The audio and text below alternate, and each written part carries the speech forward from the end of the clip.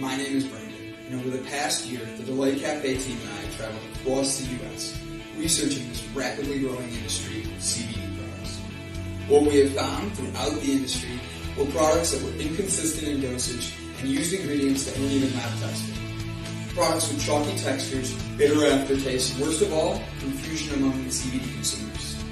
That's why we created Delight Cafe. A 15 milligram, lab-tested, all-natural, water-soluble hemp CBD powder pack. It's odorless, colorless, and tasteless. Add it to your favorite drink of choice, wherever, whenever, on the go. Quickly find your calm, your balance, and your delight when you need it most.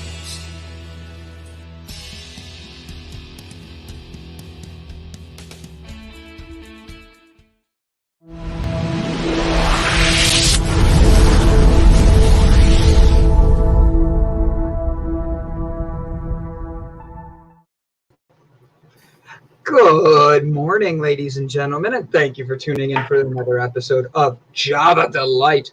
We're here today. My name is Brandon Croucher. I'm CEO of Delight Cafe, and I get to be blessed with the one, the only, the South African princess who blesses us every morning with her wonderful presence. Ladies and gentlemen, the Miss Ilse. Morning. Hope you guys are doing well. I wore a tie just because we have a guy, our guest today is done a TED Talks, and he has one of the most highest viewed TED Talks in history, apparently. He's got millions of views. He's adorable. He has a great smile. I already checked out his website and stalked him a little bit this morning, so I'm excited for that. How are you doing, Miss Ilse? Are you excited for a good day? I am excited for a good day. Yesterday was a good day for me, so today was just a chill day.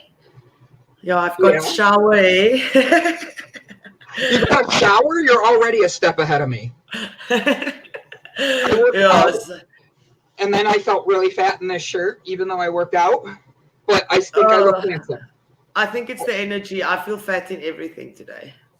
You know what? I feel that same way. I really, really do. Like, I feel like everything I've touched the last few days has just been, like, wearing on me.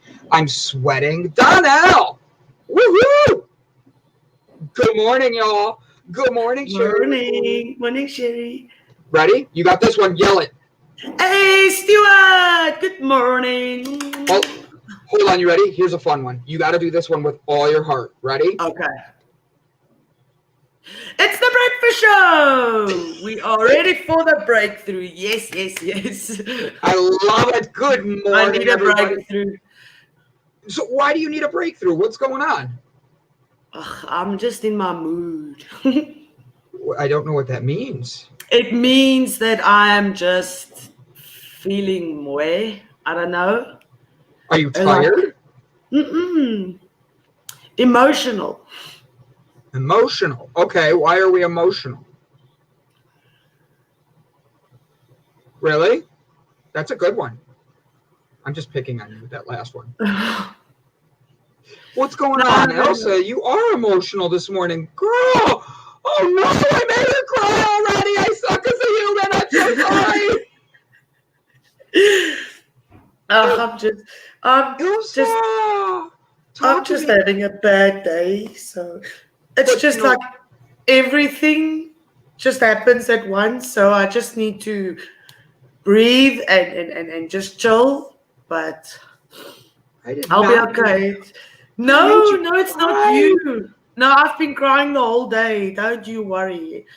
I've been crying the whole day. As I get to make sure the show's running on YouTube, because yesterday it cut out, all of a sudden the voices of us start popping in. Oh, Lord, Brandon, if it's going to make me cry, I'm not coming on. I'm so sorry, Elsa. Like, tell me what onesie you want. I will go for the onesie on just to make you smile. Oh, I'm so sorry. Like, all right, so I'm going to change the subject just for you, okay? Anything else? Ready? Okay, here we go. How has the giraffe petting been going? It's like my iguana never goes anywhere. He just sits here and I pet him all day. My giraffes aren't that well behaved. Oh, I feel They so run around bad. the whole Oh, time. No, don't feel bad at virtual, all. We get our days. but you're getting love. Like Oh, people, that's like so Donna, nice. Thanks, Donald. hugs and The kisses. Donald. Oh, Donnell. You know what happened? Brandon makes me cry all the time. You make me cry all the time, Brett. Every time I read your name, I'm like, ah. No, I'm just kidding. Things we could talk about today. I see on the back comments. I have to read that to myself later. Especially when people pet his giraffe. What? Who pets my giraffe? When you pet your giraffe. You're sending healing energy right now. Elsa, like, did you work today? Because I know you have a lot coming up and a lot of things. I actually got back into my bed at 11 o'clock and slept until 3 o'clock. So Really? So it's just been a day. And you know what? We're allowed I honestly, 100%, I see how today has worn on you, and we've all had days like that. We all have days that feel like this. And guess what? You still showed up. You're still here. I wish that you weren't like an ocean away and a whole like 2 continents. But like I would hug you and tell you how amazing you are because you show up and you bring this positive energy all the time. I do not like that. And for me, I want to say thank you, Elsa. Now, it's a pleasure. If it's not for you guys, this is the only thing I look forward to. So I need to be here. I needed to show up for myself. So thank you for all the love. And I love you. I love that you're here. I love you guys. You are just such a good energy and such a good person. So please know that we all love you and we all care about you. Even Jessica Dugas in the background. I brought her in just for the heart. But Elsa, let's talk about something positive. All right? So please. Perfect. I love it. All right. So Brett Gordon is 5'2". He's still not allowed to ride adult roller coasters. What do we do if we take him out in public and he's not allowed to ride roller coasters with us? What should we do? We get them that shoes. We get him that shoes that's got the big soles that like give you a extra foot or something, and then he can go on the rides. Now I know Brett Gordon well enough. Now he's going to ask if he can have that extra foot put somewhere else. He can have whatever. You can do whatever you want, Brett, with your extra foot. You can put it in your ass for all I care, Brett. Elsa, I love it. I love how you coming in and just being you. So, how are your kids? Which kid did you push down the stairs this morning? Any of them? Because I'm going to ask Jessica if you get the same. All 3 of them. All 3 of them. No, I'm just joking. No, my kids are wonderful. My kids are amazing. If it's not for them, I'll probably not be here anymore. So, and that's just how it is. There's a green. Say that. I want to read that again. There's a green bubble around you now, healing you. It will last till bedtime, my dear. Oh, thanks, Sherry. Thank you so much. That is awesome. Who switched this?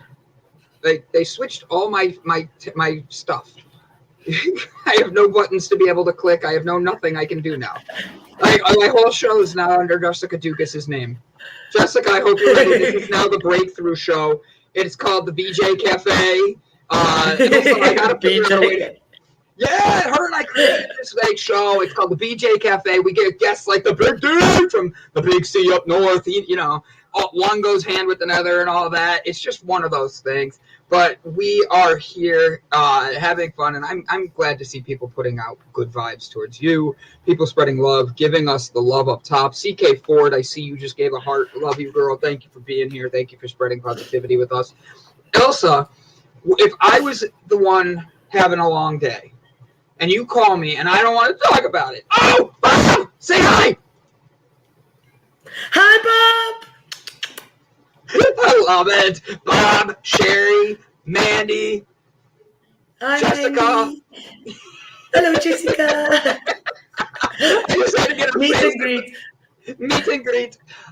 So you've already made it through your Thursday. You're done with the day. You're moving on. Friday, 1 day left in the week. 1 day left. You got through hump day. Did you hump anybody yesterday? Don't answer that. Oh, no. No, I didn't. Probably wouldn't be crying then, eh? My favorite is I ask that, and as I go to answer that, I watch Brett's face in the back go. Did you?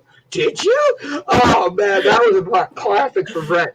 Now, what are you planning for this weekend? Anything fun? Anything extraordinary? Anything out of the no? You're just going to shake your head? I haven't planned anything yet, to be honest. I was asked by my you know, the whole story about my brother and my parents that I don't talk to or whatever. So it's my mom's birthday on the 24th and my brother's birthday on the 21st of August.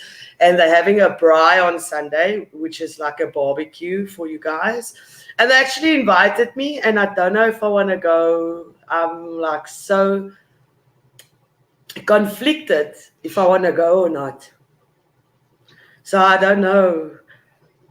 I can understand that. I have a question. So I am divorced as well. And my ex and I's wedding anniversary was August 22nd. And you said the 21st and the 25th. So it made me think of this. How do you celebrate your divorce? Because for me, on that day, I usually do something for myself. I see Jessica laughing at me in the background. Sorry. I love to be able to let go of that. And it's a moment of freedom for me to remind myself that was the day that everything ended and a life of mine, a book, a chapter, whatever you want to call it, closed. It ended. So I try to celebrate that now instead of looking back and being like, God, she was a So like for me... Mine's the 3rd of September, but it's not my divorce because my ex-husband doesn't want to sign the papers. I've been struggling to get divorced for 3 years. But I left him on the 3rd of September. So if I drank, I would have got very drunk and celebrated. But I'll celebrate with and just have an awesome day. Tobacco. Oh. She's talking about tobacco, everybody. I'm talking about tobacco. We have to say it with that accent. Tobacco. Hi, everyone. Oh, Donna. Hi, CK. Hi, Donna. I love it. So, okay.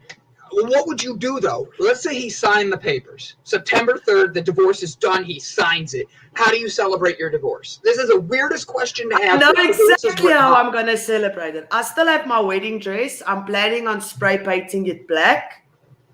And doing a photo shoot, like a empowerment photo shoot with my wedding dress on, and then setting it alight, and then lighting my tobacco with that same flame.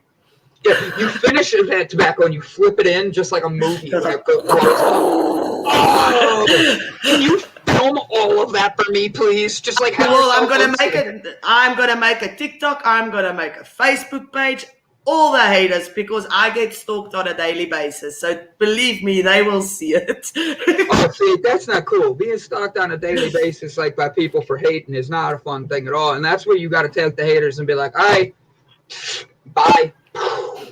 But blow that shiznit up. Be you. Be who you want to be. And I love that. I did not get to blow up my tux. Unfortunately, I had to return it. But I did have a chocolate fountain, and I kind of ruined it, and they never charged me for it. Does that count for anything? That does. That's like 10 points. What, did it rain on your wedding day? They say it's good luck if it rains on your wedding day. I actually got married on the beach. It was just my family and us, and we got like a quick 10-minute ceremony, or not 10 minutes, like an hour on the beach. Standing there doing the ceremony, I had some finger foods, and then everybody went on their merry way. But the beach is about 6 hours from us, and that's where people go on holiday. So everybody went on holiday, spent it there. We got married on the beach, and then everybody went on their own way and had holiday, and we spent it there as well. I have to admit, that's a lot of fun, actually. Like, I don't want a real wedding. If I ever get married again, I don't want to get married again. But if I ever get married again. I said I'll never. Yeah, I said I won't get married again. Like under the law, married under law. Like make it like sign the papers. Half is yours, half is mine. Because I've been losing all the time with that. It's I've walked out of my marriage with nothing. I left everything. So I don't know if I'll get married again. I think after you've been married I don't know once, why people the want to get divorce. married. Yeah, like I don't ever really want to get married again because that divorce hurts. That divorce takes a lot out. It's being able to be with that person that you've been with and you have that connection with it. You said it the other day. It's not the person that completes you, because I used the wrong word. And you said it's the person that compliments. Yep, exactly. The internet was slow there. Sorry about that. Like honestly, you're looking for that person that compliments you. You're looking for that. And I'm not sure where I'm gonna find that. Like I know that one day it's gonna happen and I root for it. And honestly, I hope the same for you. Bob has found his very serious and committed relationship with Bullwinkle. It's just awkward to watch them make love. Well, the rest of us Brian I just stalk my dolphin dancer anytime, anywhere. That's all you stalk away. I stalk my stalkers right back. It's a lot of fun. Give me 2 seconds. Give me 2 seconds. Quickly give me 2 seconds. No. Wi-Fi off first. Yeah, go turn the Wi-Fi off. Done. Yeah, done. Go turn the Wi-Fi off. Done. All you heard is Wi-Fi. No, I said he must move it a little bit more because the signal is so bad and then it's delayed again. So I gotta. You're good. I hear you at least today. I see you. I hear you. I love Jessica's face in the background. Elsa, please find me on Facebook. Sherry McQueen wants you to find her on Facebook, Elsa. I'll make sure I connect you to. Right now. So today, we actually have a special guest, Elsa. Do you want to know about our guest today, Elsa, because you've had a long morning? I do. I really do. I read some of his information, and I'm very excited to speak to him. His name is Mark Henick, and he is a TED Talk speaker that loves to talk about the seriousness of mental health and suicide. He has been the host of the So-Called Normal podcast and Living Well podcast for LifeWorks. He has interviewed hundreds of experts, celebrities, public figures about mental health, and he focuses on and he is an advocate for the Commission of Canada's Board for Mental Health. Mark's various roles with the Canadian Mental Health Association influenced frontline clinicians and program managers, and most recently, a national director of strategic initiatives. He owns a boutique mental health media consulting firm and is a high-demand international keynote speaker on mental health recovery. His first book, So-Called Normal, a memoir of a family, depression, and resilience, was released in 2021. I'm honestly excited for this because suicide is something that, yes, we've talked about. Thank you. Like, I love that. You guys are so sweet. I love that, CK, telling me I look handsome today. She didn't say handsome, Brandon. You look bright and airy. Guess what? I look handsome. But in all seriousness, though, for real, he comes at it with a good morning, Brian. Morning, Brian.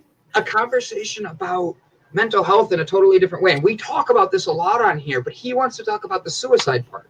There are statistics going out the water right now, being blown out the water with suicide statistics, from the amount of younger people that are doing it to the people that are suffering from depression at younger ages to even the anxiety of the parents who maybe don't understand it. So for him to come on, Mark's going to be opening up a whole new side of things, and he's really going to be showing us a lot more about what we can be doing. So if you have any questions, if you know anybody that suffered from mental health issues, Mark is going to be here in about 40 minutes, and we're going to be having him on to talk about his TED Talk. Has over 6.7 million views. Several of them are mine. I Stuart, 100% with you on that one. I love that because it's one of these things where this is a very serious topic. And for us to be able to have this conversation with someone who's written a book and done a TED Talk, I'm honored that we get to have him out on here this week. We also have, for the first time in 2 months, I get to have you, Miss Ilse, and the All-American woman, Miss Jessica Dugas, both on at the same time. I have not seen Miss Dugas in a while on this show. And for her to be back after a lot going on, from COVID to her husband getting a new job to having 7 kids and an 8th wanting to live in her house just for no reason whatsoever, she's literally like being an example to not just me, but to you and everybody else around her. My favorite thing is the domino effect. She plays with her kids on the stairs, has the littlest one up front, pushes them, and they all fall down to the biggest one. But the worst part is the song that they sing. Hello, Mama. I'm watching all of the faces and all that in the background. And now I'm going to switch back to suicide. Mental health in smooth transition. It's gotten much worse, especially with children since COVID. Yes, yes, yes. Brandon, can I send you something to share with others on here? Please send it to me, Mandy. I'll look at it tonight, and we'll put it on tomorrow if we're able to, and make that happen. All right. And then Stuart Lone Wolf says, "Good morning, Brian Tracy, you sexy son of a son." I mean, it's all true there. He's the son of a son. That's exactly what he says, but he just wrote "Good morning." He knew exactly you were going to know what he wanted to say. That was my dyslexia kicking in there. That's how I read that. Brett's in the back going, no, not today. no, Brandon. That's not how it says. Oh, that's funny. But we're going to have this really serious conversation in a little bit. So let's have some fun. Let's laugh. Let's get some good things. Ilse, I need you to do me one big thing. Smile as big as you can. I hate when guys tell women to smile, but tell me something that makes Ilse happy. Anything in the world. It could be sex, it could be weed, it could be Jessica Dugas for all I care. What makes all of the above? All of the above. All of the sex with Jessica Dugas while smoking weed? Wow! X-rated. This episode is rated PG-17.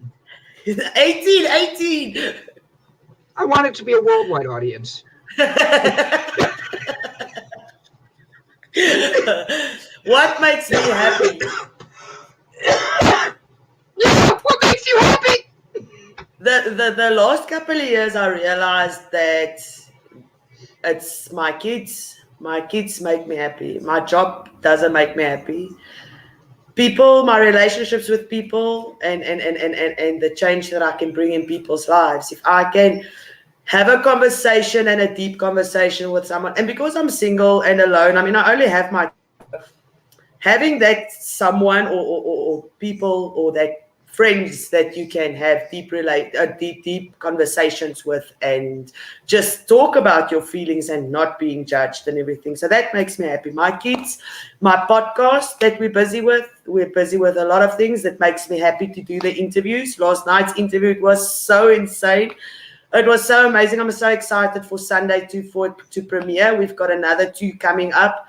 And everything's just happening. The guys' nominations are coming out. So the podcast, this makes me happy. Being here with you guys. And then my own podcast and my kids. I love that. Now, you had a podcast yesterday. How did it go? You were it was so awesome. Yes, it was so awesome. The guys of the bands are so nice. I mean, they literally don't get anything out of it. And they take, during COVID, they drive to us, they come sit there, they have a conversation with us, they open and honest, and it's just so amazing that they give their time. And in today's day and age, it's difficult to find people that are willing to give you time. Mm-hmm. You can give me anything in the world, but if you give me time and that attention for that time when we talk and everything, I mean, that's priceless. So I'm very excited for it. We starting with our t-shirt designs and all that to launch our merch for our channel, and so there's a lot of things happening and things that makes me happy. So and I literally told my boss, because they wanted me to work from home for the next 2 weeks. And I sent him an email yesterday and I said, you guys you're doing the quotes in any case. I've got better things to do. In 2 weeks, I need to work on my future now. This chapter's finished. So I released myself from that completely yesterday. Yes, yesterday I just said to them, I'm done now. So I'm done. I'm not going back to work. So now it's just getting all my own things ready and get everything started and stuff. So after today, tomorrow will be better. And then do you want to run in place? Do you want to run in place for 30 seconds with me? If you promise it's no. I don't want to. Okay, I wanted to say if you promise it's only going to be for 30 minutes because my pants are too big for me, so they're going to fall off if I stand up. I lost some weight and I couldn't find my belt. So I'm sitting here. If you want to make me run in place, I'm probably going to get some bad reviews on my jiggly ass. All of a sudden, Ilse stands up. She's like, all right, guys. Me and the stoned daisies are about to run in place for 30 seconds. Stands up. Whoop, oh, my bad. God is my pants. Oh, my God. That would not be sorry good. For that mental picture, people. I am so sorry. Oh, whatever. So Bob Seymour has a great comment here, and it goes along with what we're going to be talking about a little bit, but he's performed 4 funerals for 16. He's performed funerals for 6 teenagers since the pandemic started. I just don't want that to be getting anybody riled up because I know I can easily do that with certain words. But Bob, I know what you're saying, and I love you. I'm just reading it the way the news would read it. Since the scandemic started, they were victims of psychological and warfare being waged against our personal liberty. And the thing is, you're seeing suicide rates go up in such huge. Oh, the new juice diet working fast for new juice diet is working fast for Ilse. Yeah, actually, I have to be honest, guys. I received 4 different people's text messages that they actually went out and bought veggies or bought a juicer or actually started juicing. Well, they did stuff to get ready to start doing this and pushing themselves. That made me excited. That's what I'm doing over the weekend as well, because we need to start by Saturday, hey? I know. 11 days, yes. So I also, tomorrow I'm going to look for a juicer because I don't have one. So I must look for a juicer and then sort that out as well. Don't you have a arms? You could just use your arms, squish it. Okay, yeah, I never thought of that. My superhuman powers. What do you do for a hobby? I juice from my bare hands. My nickname is Arnold Juice and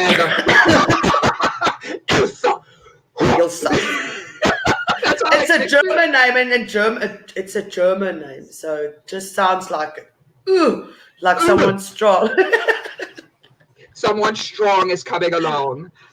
So we have coming up in the next minute one of our favorite people in the world. She has a great personality. She has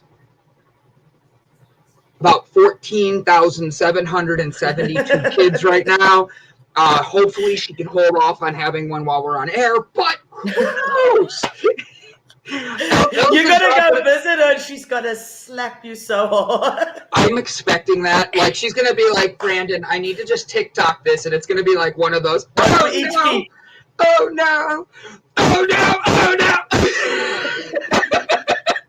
I'm just excited to have her here. She's been gone for 2 months. She comes with an energy of positivity, enlightenment, and her husband's nickname is the Big D. There's nothing else you can want in life than a Big D. Ladies and gentlemen, Jessica Dugas.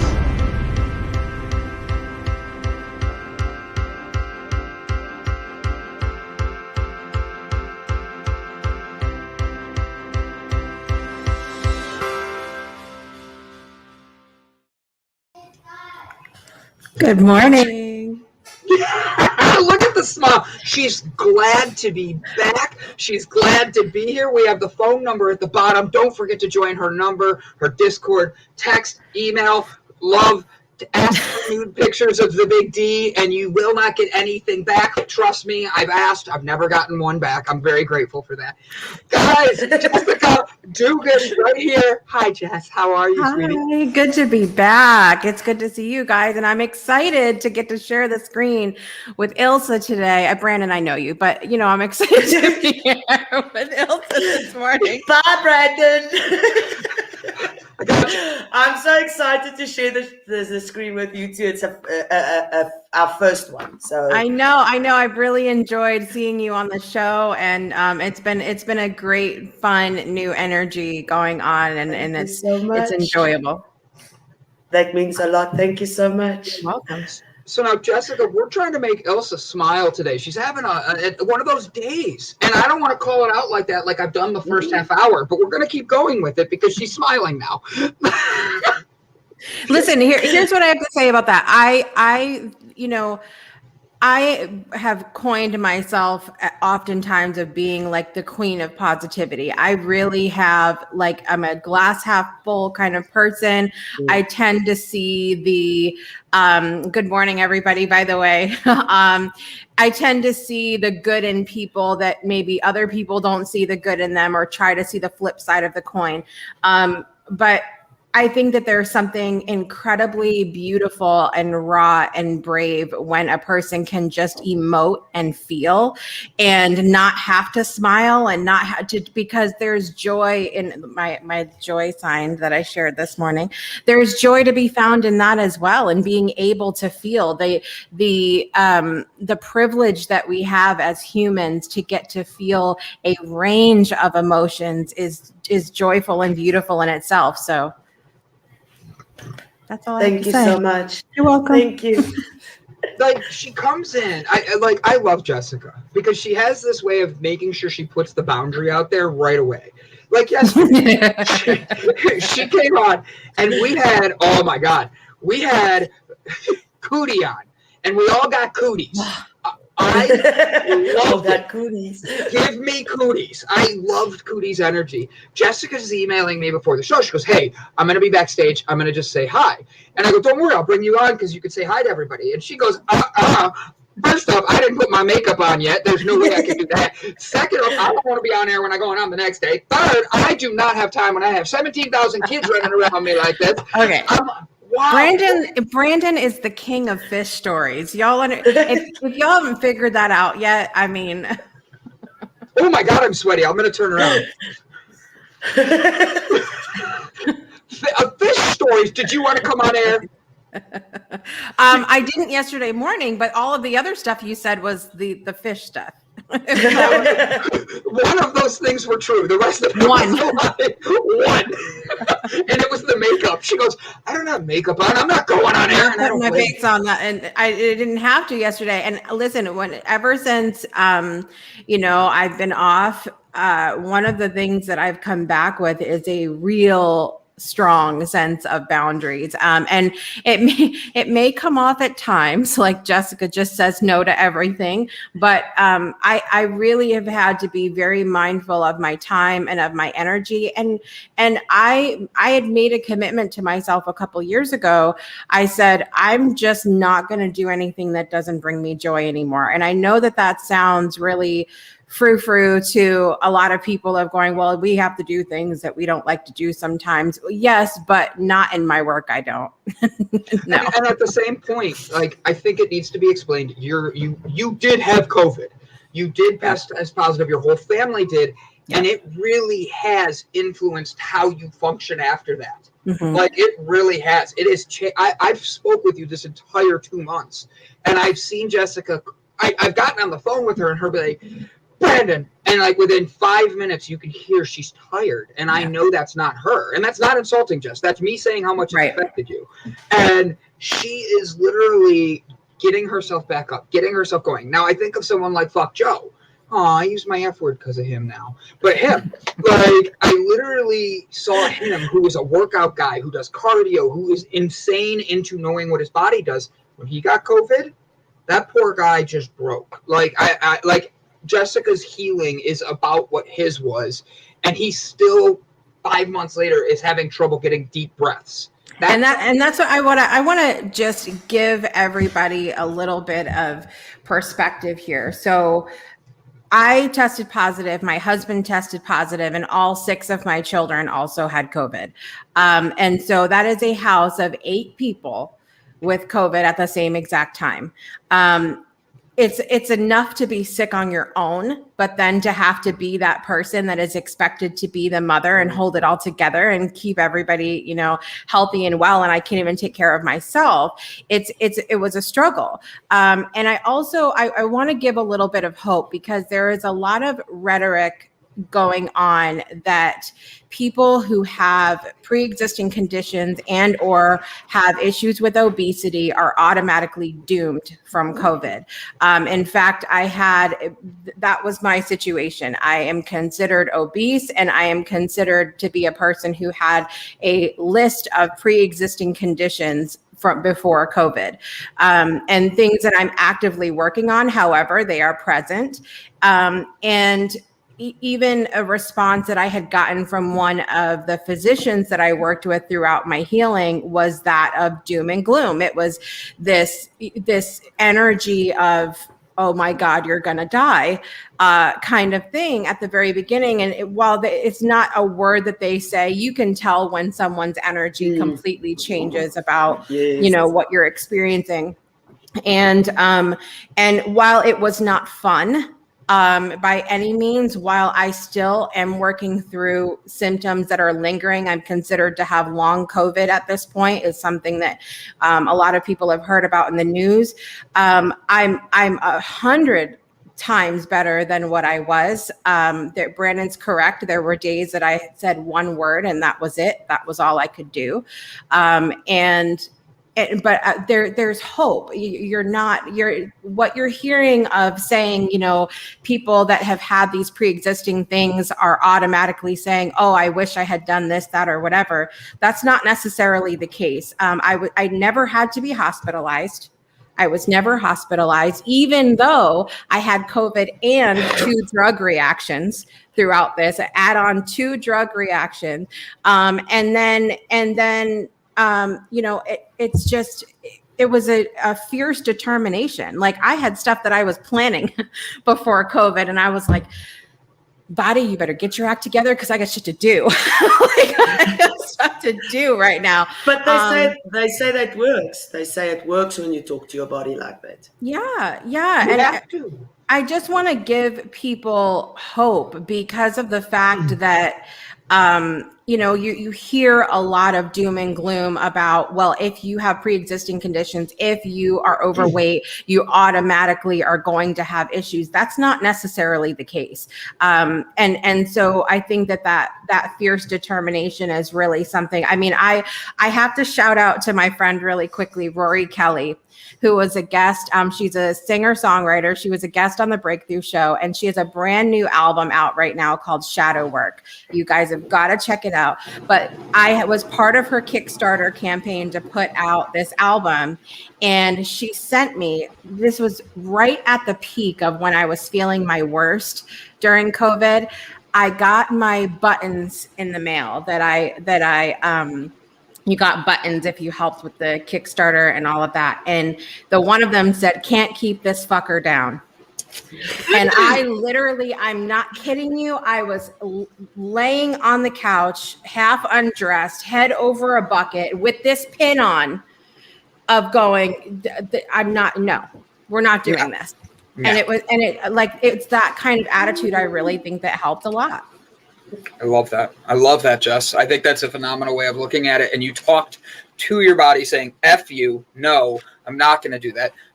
Sherry McQueen wants to know, are you using spirometer every day? I don't even know what that is. I mean, I've heard it, but I can't even think in the moment of what that is. My brain's not. I don't even know. I was like, I hope she knows what this is, because I don't. And then, if you only get one word a day when you're in COVID, did you choose wisely? What word did you choose? I knew when I called it was usually the F word. That's just that's a wise choice. With me, it's my favorite. That word was used often, and the phrase, "well, shit." I can see that. Well, 100% could see that. Oh man.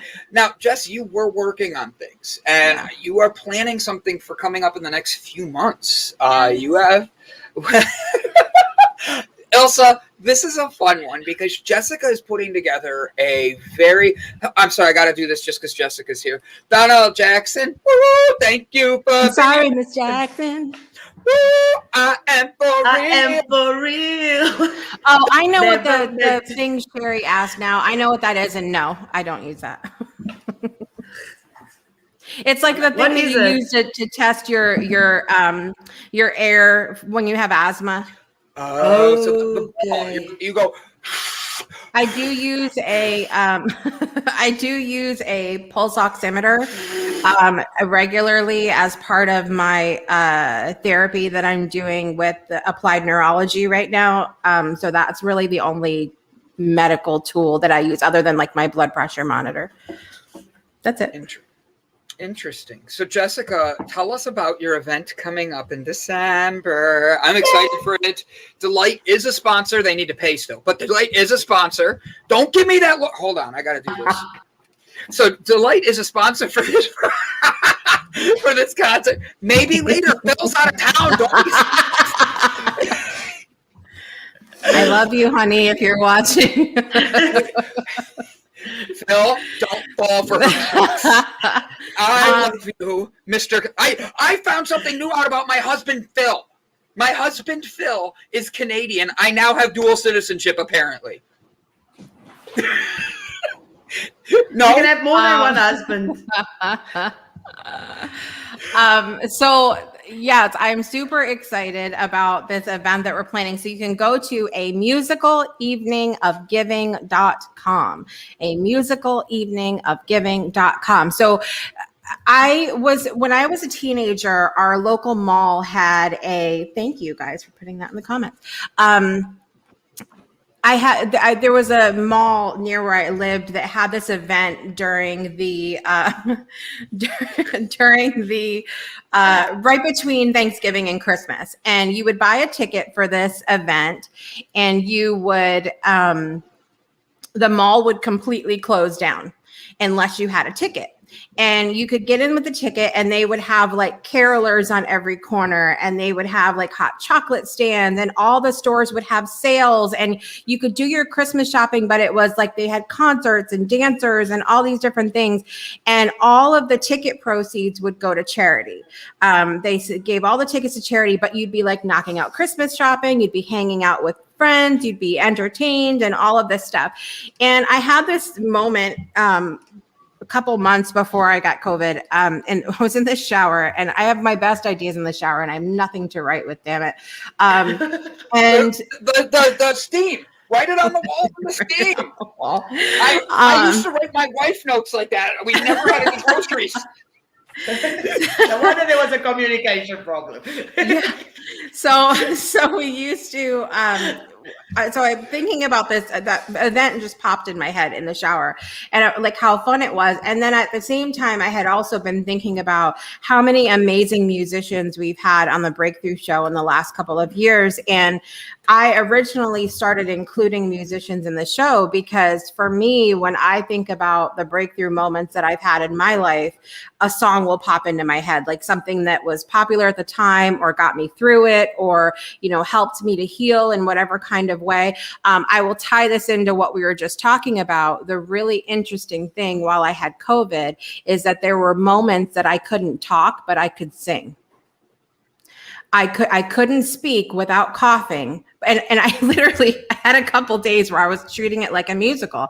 I literally would sing everything around my house, be like, grab me a water, please. Your mom is thirsty, Like a Disney princess. I totally was. And so, but anyway, music is healing, and the vibration of music that, you guys talked about vibration, I think a few episodes ago on the show, but the vibration changes things, and it can be such a healing thing. And so all of these ideas spinning while I'm in the shower. And I'm like, what if I did something like this? What if I did a virtual event where we could give back to good organizations, but be entertained, do a little holiday shopping? And how does this look? So I thought, you know, Jaybird.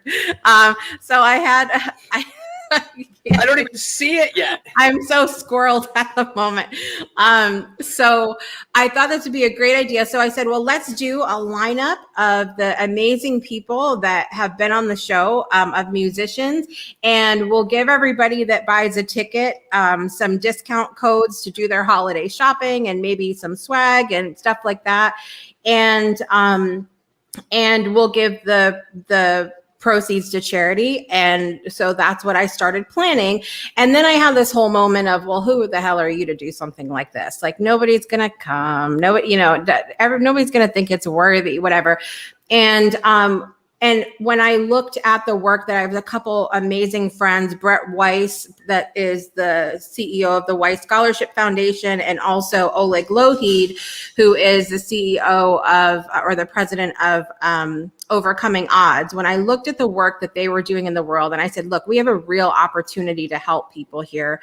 And so I chose them as our beneficiaries of the event, and all of the 100% of the ticket proceeds are being split evenly between Overcoming Odds and the Weiss Scholarship Foundation. And we're going to listen to amazing music and we're going to have fun. I just had another artist sign up today. So the website is actually even missing a person, but we have Olivia Ambani, the Ted Yoder Band, Rory Kelly that I just mentioned about her new album, Abby Miracle, Lisa Pinnock, Kevin Kiley, which everybody loves some Kevin Kiley, and Greg Lennon, and also Ray Coates that you had on Java. I love Ray. Is signed up now too. Ray is amazing. We've actually become friends on social media because of this. So, like, yeah. Jessica, there's a question for you here. Do you actually use garlic and cinnamon for your blood pressure? And I thought that was a good question. Those are regulars in my, I think we've established here on the show that I'm plant-based. Our family's vegan. And so I know everybody fall over. I think we've established that in the last year though. However, those are things that are part of my regular diet almost daily. Yeah. So, but I don't take supplements of those because I feel like those are things that are best in their whole food forms, as long as you're getting organic, and good quality products. I agree. I was asked a question here. Brandon is wearing a tie. He must have an interview later. I do. I'm interviewing a wonderful human being. His name is going to be Mark Henick. I should probably write that down so I don't have to hit the bio. Is it going to be? It's going to be. It might. You're naming him. I am. You might rename him. I'm changing it to Mark Henick with a C instead of a K. That's right. What you want about that? But Mark's given many TED Talks about mental health and suicide awareness. He's written a book. He's had over 3.4 million views on his TED Talk. So for me, I'm someone with the mental health stuff that I love to talk about. I'm super excited. I wore a tie so I look handsome for him. I wanted to look my best. So maybe he'll be like, get that pink mother effer on a TED Talk. That's my goal. At the end of this episode, I want him to offer me a TED Talk. Maybe we could change the name to Bed Talk, and I just lay in bed and talk to people all day. Brandon's TED Talk is going to be called Rain and the Squirrels.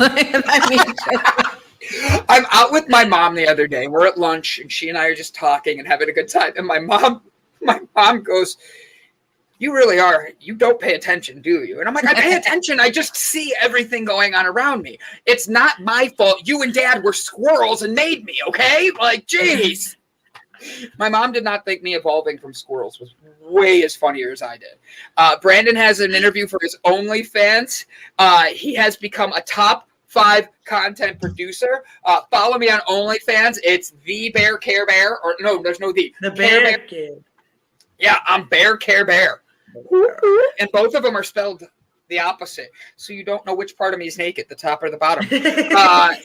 He gave me that private interview later. Shh, stop telling everybody about our secret interviews. Jeez Louise, guys. Brett Gordon says everything is energy and frequencies, including humans and viruses. The key is to tune into and inundate our site. Guys, I'm sorry. My eyes are bad and I have to read slow, and Jessica's laughing at me. Her face is right above it. It makes it harder on me. I'm nervous now. Inundate ourselves with healing, positive, protective, balancing frequencies. 100%. You have to watch yourself. Slow down, Brandon. See? The squirrel came in and now I'm nervous. Jessica's face, I'm like reading it. It's right below Jessica's face and I see this. I'm like, how do I read when I know Jessica's judging every word I'm saying? Hello, Mike Herzog, my fellow Pikachu chaser. He and I have only chased Pikachus once in my life, Jessica, and it was with him. Him over there. I can't wait till you come and we can go chase Pikachus together. I have a feeling I'm going to be downloading an app while I'm down there. Going to be like, and I won't have anything to do with that. That'll be completely the peer pressure from the Big D.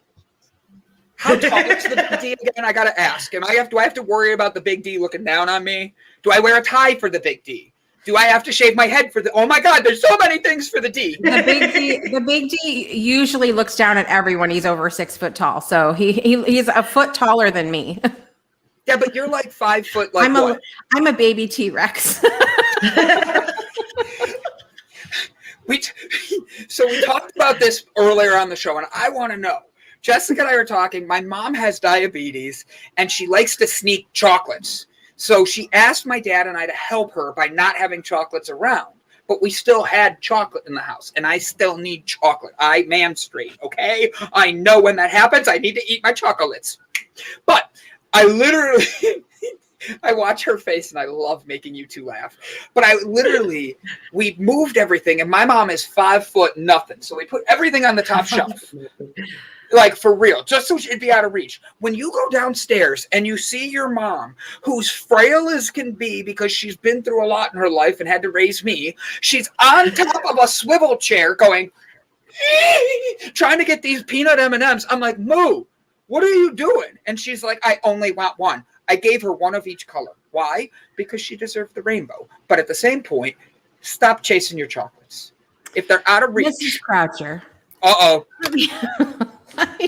First of all, my apologies for your son right now. Second of all, I can relate because I am also a baby T-Rex. I have little short, round body, little tiny arms. I walk around like this. I cannot reach anything. Mm-hmm. And these assholes in my house put literally everything they can on the top shelves. Yeah. There's nothing other than what you need on the bottom shelves. Don't be mad that we've taken care of you like this to make it where, I'm sorry, how do you get a longer tongue? You stretch it. How do you get longer arms? You stretch them. Your family's trying to stretch you out, Jess, to grow. I picture Jessica running around her house. She's like, I can't reach things. I had to have my problem. son. I'm also short. I had to have my son come in here and turn my own office light on before this show because I couldn't do it. Donnell, you better not be treating my girl Angelic like that now. Don't let me find that out. Because I don't want to have to be going, I'm sorry, Miss Jackson. Woo! Donnell is gone. Jessica came and took him out. Yes, she does it. Speaking of Donnell, I have to give a little shout out really quickly because Donnell Jackson and his beautiful wife Angelic, the Jacksons, the only Jacksons that matter, are going to be on a brand new show on the Breakthrough Show Network every other Wednesday, beginning, I believe, September 8th. And it's called Divine DNA. And they're going to be see DNA, Donnell, and Angelic. I didn't even catch it. See? Them or you? And they did.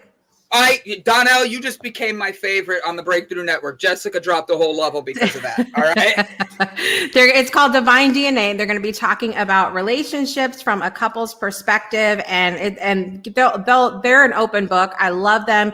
They are some of my people that I met on TikTok a while back, and we just became good friends. And I said, listen, we need you on the Breakthrough Show Network. And so brand new show coming in September. Now, tell me a little bit about this. If I'm single, am I allowed to watch this show? Yes. Will they hook me up with anybody? Probably not. Damn. I mean, you could ask. Maybe Donnell, would you like to take live callers on the show and do a little matchmaking? Do you want to play matchmaker, Donnell? We'll play. I'll be like, contestant number 1. Do you like to eat ice cream? I'm vegan. Oh, no, then. Goodbye. He's thinking about it. I would be a fun guest. I would be the guy you want on either side. Think about that. Like, contestant number 1. Yes. Listen, I had such a good memory the other day. My grandfather loved to watch The Love Connection with Chuck Woolery back. Okay, a minute. It is a thought, right? Right, Donnell? It's a thought. Okay, so he used to love to watch that show. And do you know Chuck Woolery, before going to the break, he used to say, we'll be back in 2 and 2 for the commercial time, 2 minutes, 2 seconds. My grandfather started doing that every time he would leave the damn room. He'd be like, I'll be back in 2 and 2. I like that. Do they ever need to take number 2? No, I mean, we didn't ask questions like that in our family. You just do what you got to do. I'm sorry. Did you watch yesterday's episode? I did. Amy and I are best friends now. She just doesn't know it. We're just best friends in my head. I'm best friends with all of you, and you don't even know it. You don't even know that her and I were talking backstage, and I warned her about you. I'm like, Jessica's a little bit of a stalker sometimes. Like, that's how she works with us. I'm like, seriously, everybody thinks I'm in my parents' house. I'm in Jessica's basement. Her and the Big D trap me down. At least let me decorate. Like... I'm sending my location. Yeah, quickly texting it to Elsa. Elsa's looking at her phone. She's like, he expects me to go to Alabama from South Africa? No. Jessica Dugas, this weekend we have a lot of fun things coming up. We have a lot happening this week. Tomorrow's show might get a little out of hand. I want to warn everybody a little bit. I'm picking up my niece and my sister from the airport today. They're flying in from Texas. My other sister and her boyfriend and their 2 huge dogs are coming in tonight. So tomorrow morning, I might be back here and have a 9-year-old niece with me. And then, knowing my luck, something else will come in. 1 of the dogs, 2 of the dogs. I don't know what's going to happen tomorrow, but it's going to be fun. They're all coming in. I have a very heavy weekend, but I get to see a lot of family. And while this is going to be an emotional weekend for me, it's one that therapeutic. It's going to be very good because everybody's going to be able to say their goodbyes and give the love that they need. And it's bringing family together. Yes, Brian, my sister lives in Austin, Texas. She is right on the west part of Austin, Texas, a small city out there. I don't know the name of it. The stars at night are big and bright, deep in the heart of Texas. I can't help it. Every time someone says Texas, it's like a switch that flips on. Oh my God. Jessica's like, oh, I got it. Brandon will bring you in about 3 to 4 minutes. Guys, don't forget, Mark Henick is here. Henick is here. He is going to be, I've already changed the spelling of his name, so it fits me. He's got a C instead of a K now. Hope you don't mind, Mark. And if you do, don't worry. We're going to blame Jessica Dugas. We're going to blame Jessica later because I understand. Just go with it. Jessica Dugas, you have a what are you up to this, Brandon? It will be a Brandon circus. Sorry, ADD. Jessica Dugas, what do you have planned this weekend, and how do you want to make Ilse smile before you leave? Well, I've already made Ilse smile. I mean, Ilse and I have a girl bonding thing happening here. Exactly. So You just hushed. So after the break, after Java Delight today at 11 a.m. Central, 12 p.m. Eastern, Ask Crystal is coming up on the Breakthrough Show Network. So make sure y'all go right from Java to Ask Crystal.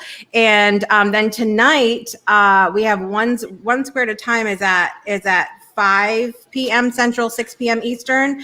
And Perfect. then right after that, Kevin Kiley and I are back for Throwback Thursday. We're talking about 80s Disney tonight. And you may or may not hear me actually sing a Disney princess song. So I just put that out there really quickly. And then tomorrow we have, of course, Java in the morning. And then we have the Breakthrough Show coming up at 12 o'clock with Tasha Hunter, who's a social worker, and also my personal applied neurology practitioner, Elizabeth Kristoff. She was the one that got me started with applied neurology before I started using it for COVID. I was using it for other things before. So it's super interesting. And you're going to actually get to try some drills while we are on the show. This weekend, I'm going to relax. Is what I'm doing this weekend, because this has been the first full week back for me. And I'm busy and it feels good. But it's busy with things that bring me joy. And if I could do a really super quick shout out, 15 seconds. Deal. Okay, so I've talked about my brother Adam on the show that passed away 11 years ago. He was engaged when he passed away to a beautiful woman, Cheryl Ebbinghaus. And Cheryl passed away 3 years ago, as I mentioned when I was on the show to talk about it before. Today would have been Cheryl's 36th birthday. And she was an amazing human being. So I want to send love to her dad, Charlie, and her sister, Alicia, today on what would have been her birthday. I know you guys are honoring her memory, and I just want to leave with that today. Am I supposed to sing or anything? No. Okay, thank God. We all know how that sounds. Whew, I was worried about that. So, Jessica Dugas over at the Breakthrough Network, you came, you brought the joy today. We're going to be able to see you later tonight at the, say it again, Throwback Thursdays. And we're doing 90s? We're doing 80s Disney tonight. Next month, we do 90s Disney. Oh my gosh, I'm excited. 80s Disney is going to be awesome. Too bad Aladdin's in the 90s. I would sing with you then. I would be like, a whole new. Okay, no singing. I believe Kevin and I are doing that next month. Aladdin. I love Aladdin. One of my favorites. We shall see. Jessica, don't go anywhere, guys. We have Mark Henick coming on. He is a TED Talk speaker. He talks about suicide, mental health. He is at over 3.4 million views. We are honored that he is not just coming on to talk to us today, but he's going to bring a wealth of knowledge and help us be able to build a best future for all of ourselves individually. So, guys, don't go anywhere. Here's a word from our sponsor, Delight Cafe. Thanks, Jess. Hi, my name is Brandon, and over the past year, the Delight Cafe team and I traveled across the U.S. researching this rapidly growing industry of CBD products. What we have found throughout the industry were products that were inconsistent in dosage and used ingredients that weren't even lab tested. Products with chalky textures, bitter aftertaste, and worst of all, confusion among the CBD consumers. That's why we created Delight Cafe. A 15 milligram lab-tested, all-natural, water-soluble hemp CBD powder pack. It's odorless, colorless, and tasteless. Add it to your favorite drink of choice, wherever, whenever, on the go. Quickly find your calm, your balance, and your delight when you need it most.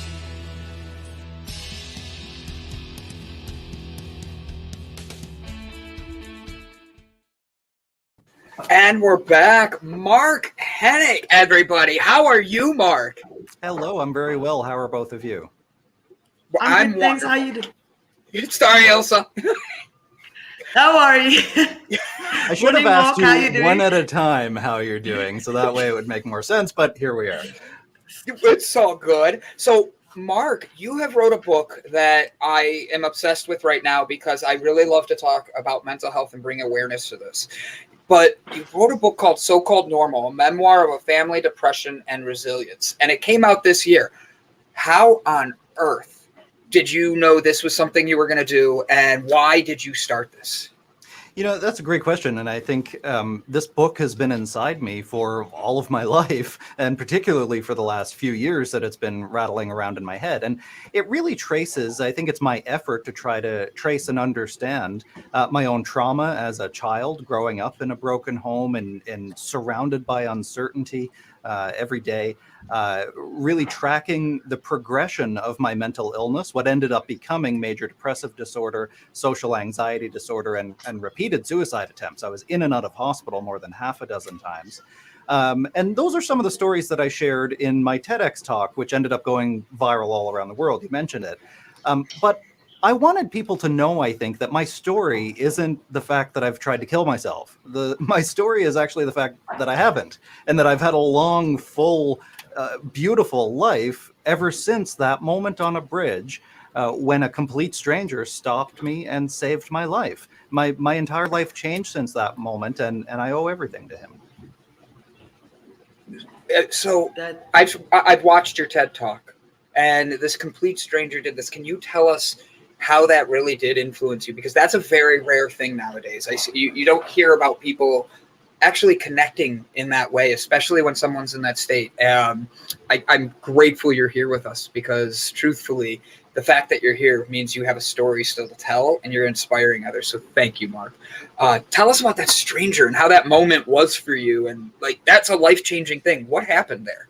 Yeah, I had been struggling with depression by that point for 3 or 4 years, I think, at least explicitly. I was diagnosed when I was 12, but I think I'd been struggling, for several years before that. And I felt like I had gotten to a point where I had talked to all these doctors and, psychiatrists, psychologists, social workers, guidance counselors, priests, anybody who would listen to me.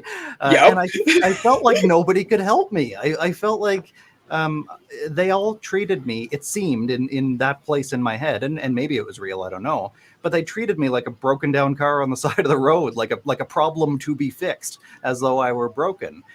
So that's what brought me to that bridge that night. I had become so vulnerable that the triggers almost didn't even matter anymore. When you're carrying so much, it can take sometimes very little to push you into that automatic mode.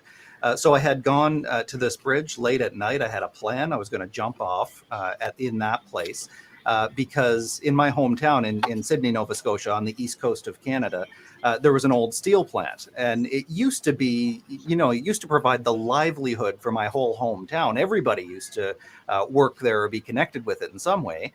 But by the time I was growing up, the plant was closed or about to close. Everybody had lost their jobs. It was a toxic waste site. It's one of the worst toxic waste sites in North America, in fact. And I think I went to that place because I felt like I didn't have any people in my life who could understand that that's how I felt inside. But this place kind of got that. So that's why I went there, and I climbed up over the railing, and I was ready to die. And then this stranger pulls up behind me. He talks to me, and not in a very clinical or professional way. I remember that very distinctly. And he just created that space for me to express myself. He didn't judge me. He didn't tell me not to do it, that it was stupid or sinful or bad or any of these things. He didn't try to fix all my problems for me. He couldn't anyway. But he listened. And I felt like that is what really helped me to move on from there. And many years later, I was able to actually find that stranger and thank him for what he did for me that night. That's literally what I just wrote down. Do you still have contact? Did you ever talk to them and thank them? Because for real, that's something that would be, I think you create a bond with one another when they did that. Ilse, do you have a question? Because I have 7 written down already. No, go quickly. You can go. You have the next 2, deal? So just because I want to hit the one in particular, you mentioned carrying so much that the triggers didn't even get to you anymore. You just were there. How can a person know when they're carrying that much and they don't even realize it sometimes? How can they catch themselves that they're carrying a bunch of extra baggage? Well, this is the tricky part. This is the insidious part of depression, or I think a wide range of mental illnesses, but especially depression, where it's so common. I grew up on the East Coast, Nova Scotia, and I guess the nearest equivalent in the States would be Maine. So there's a lot of lobster fisher people there, lobster fishermen. And so you learn from a very young age that when you cook a lobster, you put it into a pot of hot water. You don't put it into a pot of cold water and heat it up. Because it'll suffer longer as it acclimates to the heating water. And I use that analogy a lot when I think about depression, particularly if it comes on slowly and builds cumulatively, as mine did over many years. You don't really realize that things are changing and that you're making adaptations to just try to get through your life, and gradually they accumulate over time. And I think that's what happened for me, so that I didn't notice that I was as sick as I really was. One of the core concepts from my TED Talk that people really grabbed onto was this idea of the perceptual collapse that happens in this place, or this cognitive rigidity that starts to set into your mind, where these blinders come on, and it's a very adaptive evolutionary thing. You're in a self-preservation mode, so you block out everything else that's happening around you. But unfortunately, what that means is that you're blocking out the stuff that could help you too. You're dismissing it, or you're not even hearing or seeing it. And I think that's very much into the place that I had gotten. So what I suggest to people, and what I try to do into myself, is to be willing to be wrong more. That when you're really into a place where you feel like my life is awful, I'm really struggling and nothing will ever get better, why not try to challenge yourself and say, well, what if it actually can? Or what if I try this? Or what if we go down this route instead? I think that when you start to introduce more ambiguity into your life, more uncertainty, believe it or not, because that's sometimes what we're most afraid of, that's what helps to start to unlock that tightness a little bit, leaning into that uncertainty. I love that. So vulnerability. I think we have to be vulnerable, and this is why it's the two sides of depression, right? I think in some ways we're so afraid of vulnerability. We're so afraid of getting hurt more or getting hurt again, and we're already hurting. We don't want to be hurt more, so we don't want to take that risk. So we shut down and we shut people out and we run away because we think we can't take it anymore. And it turns out, though, you're a lot stronger than you think you are. And resilience is only actually built through practice. I learned how to recover by failing, by falling, by getting hurt, and then getting back up again over and over and over again. And, it's you can't do that without support too, though, right? If you're in that journey alone, it's a whole lot harder than if you have some supportive people who have your back. Do you still get days where you feel that things are a bit too much, and how do you get through those dark days? Because your mental health it's a long journey, and it's not just okay, now I'm fine and I don't want to commit suicide anymore. I mean, to put myself there, I've not taken the step, but the thoughts have crossed my mind more than once, where you think maybe the world will just be better without me. Sure. And you know what? This is so common. People don't realize how common the wide spectrum of suicidal thinking and behaviors really is. I think most people, this touches most people in some way or another, even if they haven't survived suicide attempts or lost a loved one for that matter. But I still deal with some of these thoughts sometimes, but now I have a different relationship with them. And I think that's what's key. I've been... and it's a practice. It takes time and hard work, but you learn to realize that you are not your thoughts over time, that your thoughts are data points, that it's actually okay. If I have a transient thought of suicide now, I can kind of, and it comes through partly my mindfulness practice as well, kind of see it and watch it and say, oh, I know what that is.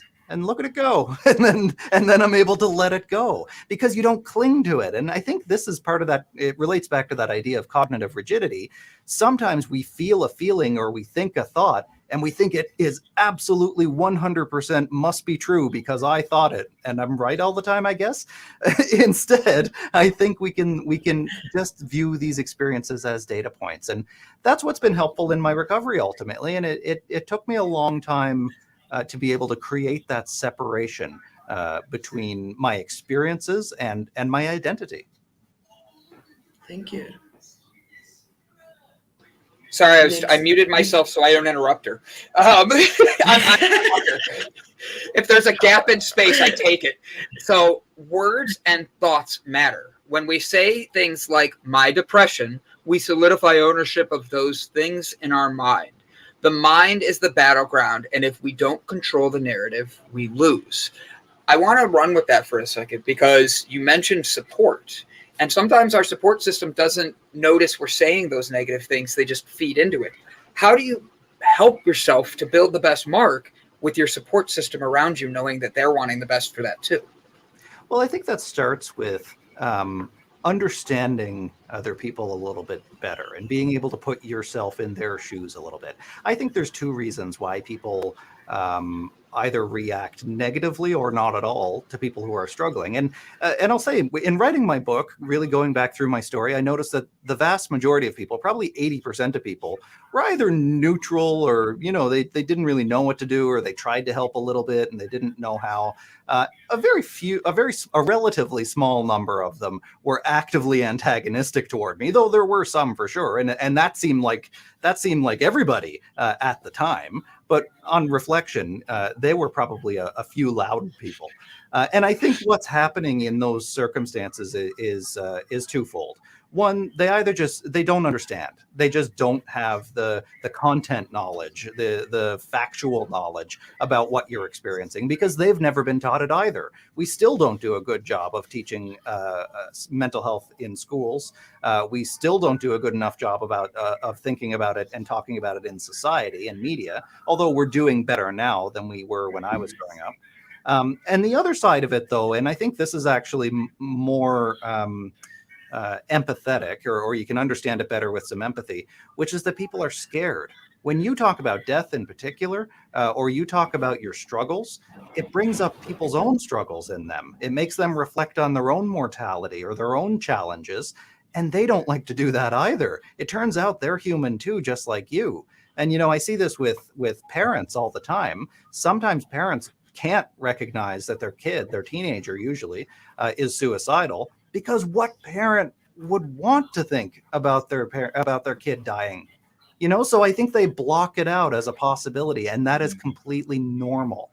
So I think that what we need to do then, as observers, as bystanders, is to more actively train ourselves, educate ourselves, correct ourselves if we have stigmatizing beliefs, and be more willing to actually have those uncomfortable conversations. If you think that somebody's suicidal, ask them, are you thinking about killing yourself? You're not going to give them the idea to do it as though they had never thought of it before. That's not how these things work. But have those direct conversations and have uncomfortable conversations. It, in fact, could save people's lives. What signs can parents look for in teenagers that if they don't know what about the suicide and stuff? What things can they look for to make sure that their children are safe? Yeah, and I think this applies not only to teenagers, though that is certainly a risk area, but I think people going through any major life transition, we should watch for this, and that might mean phases of life. We know that middle-aged men are actually one of the highest risk group for suicide. Or people going through major life changes circumstantially, job loss, for example, the death of somebody that they love, or the birth of somebody for that matter as well. So major life changes can be these really sensitive periods or critical periods as well to watch for changes. And then, you're kind of paying attention for two things. How much of this is expected given the circumstance? Sometimes reactions associated with depression or anxiety, if you actually look at the situation the person is in, it's like, yeah, of course they're depressed. Of course they're anxious. Look at what they're going through. So I think we need to do a better job of appreciating social circumstances and not just rushing to pathologize everything as something wrong with that person's brain. Circumstance matters a lot. But then also watch for if they're having what most people would consider abnormal reactions to those circumstances, or if a situation happens and they're still holding on to it longer than they quote unquote should. I put that in air quotes because timelines look different for everybody. But that's when it starts to become an issue, when it interferes with somebody's life. So in teenagers, for example, you notice that they're isolating more, they're talking more or joking more about suicide or death. People find all kinds of ways to telegraph what they're feeling, even if they don't explicitly say it. Certainly, if they're highly emotional, now there are, of course, hormonal changes in teenage years anyway. So to a degree, that flexibility in their emotions is expected, but to extreme degrees. If you notice that they are explicitly making plans, for example, making notes, or if they seem to be gravitating toward media that relates to suicide, all of these could be red flags that you just want to inquire further about. And if you don't know what to do, that's okay. Reach out to a professional who does. With that being said, as we dive into mental health with how do we teach others about mental health without it becoming that trendy type of thing and people take it seriously. I say that as someone who I've attempted as well. And I know that personally, my dad was someone that came around and was like, oh, you're just wanting attention. And that really wasn't it. And there's a lot of people that still think things like that with mental health. And then there's others that are still looking for themselves. And I'm not saying they do this to make it trendy or anything, but they're looking to figure out who they are and they're wanting that. How do we make sure we're actually connecting with people and bringing out the mental health seriousness to bring out the best in others? Yeah. So I want to touch first on that attention-seeking piece, because I think it's a very, very common stigma around mental health, and particularly around suicidal type behaviors, or even non-suicidal self-injury like you see in borderline personality disorder, for example, or a number of other conditions. I would encourage everybody to reframe the language of attention seeking toward connection seeking, because that's what that person is lacking. That's what that's the hole that they're desperately trying to fill, that we're desperately trying to fill, is some sort of meaningful connection with others. But also, just as a thought experiment, entertain the idea that they are attention seeking and ask yourself the question, what's wrong with that? Are they so desperate for your attention that they're willing to die for it? And is your attention that valuable of a resource that you can't just give it to them for a little while? I would ask anybody to challenge themselves to that effect, because we get so defensive when we think that somebody's trying to steal our attention away. Meanwhile, we're scrolling through Facebook and every passing post grabs our attention just fine, and we don't rage against that, depending on the post. So that's a key piece there, or a key linguistic shift that I think that people need to entertain. The other piece there too, I think, is really looking at other areas of your life where you may be explicitly or implicitly stigmatizing against people, how you talk to people and how you frame your conversations around mental health.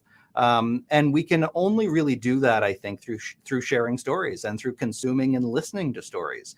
We know that contact-based education, when we talk to people who have been there themselves, is one of the most effective ways to break down stigma.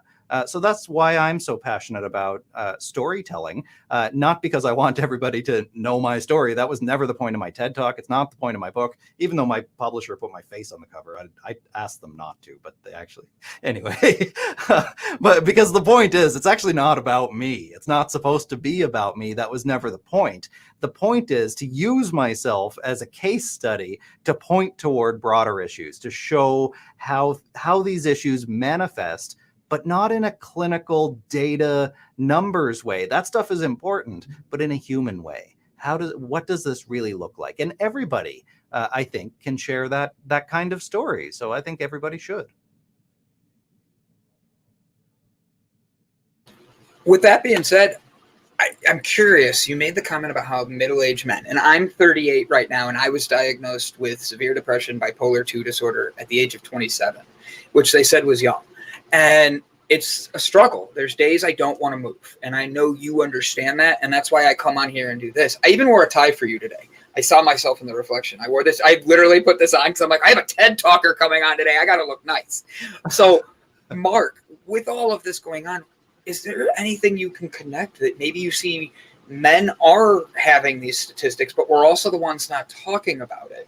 And we're the ones that it's almost insulting for men to say, I have a mental health issue. how can we break that stereotype? How can we push to help not just men, but everybody?